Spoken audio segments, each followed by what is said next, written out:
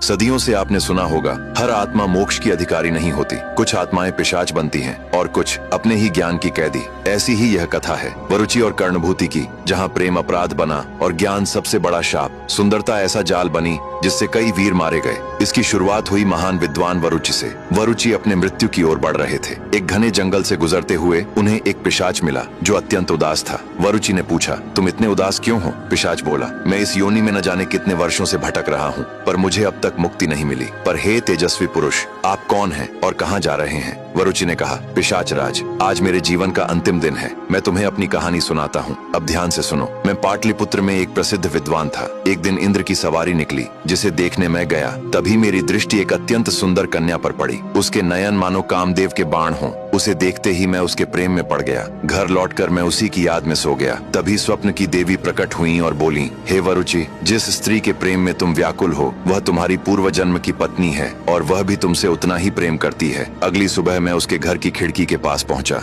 मैंने प्रेम पत्र लिखा और पास के वृक्ष पर रहने वाली गिलहरी से विनती की कि वह यह पत्र सुंदर कन्या उपकोषा तक पहुंचा दे। गिलहरी पत्र लेकर खिड़की से उपकोषा तक पहुंच गई। पत्र पाकर उपकोषा बाहर आई। उसकी आंखें गवाही दे रही थीं कि वह भी मुझसे प्रेम करती है। लेकिन मैंने चोरी छिपे प्रेम पाने के बजाय उसके माता पिता से मिलने का निश्चय किया और उसकी माँ को सब स्पष्ट बता दिया। मैं प्रसिद्ध विद्वान था, इसलिए वे विवाह के लिए सहर्ष तैयार हो गए और हमारा विवाह हुआ। कुछ समय सब सुखपूर्वक चला, पर तुम तो जानते हो, मनुष्य अधिक दिनों तक सुखी नहीं रहता। एक दिन मेरे गुरु के आश्रम में एक बालक विद्या लेने आया। वह मूर्ख था और सब उसका मजाक उड़ाते थे। इस अपमान से दुखी होकर उसने वर्षों तक भगवान शिव की कठोर तपस्या की। महादेव प्रसन्न हुए और उसे परम ज्ञान का वरदान दिया। लौटकर उसने मुझे चुनौती दी और मैं ही नहीं, सभी ज्ञानी उससे हार गए। यह पराजय मेरे हृदय को चीर गई। मैंने धन की देखरेख व्यापारी धर्मदत्त को सौंप दी और अधिक ज्ञान की खोज में पत्नी को छोड़ कैलाश की ओर चला गया। मेरी पत्नी उपकोषा अत्यंत सुंदर थी। वह प्रतिदिन संध्या को नदी में स्नान करने जाती थी।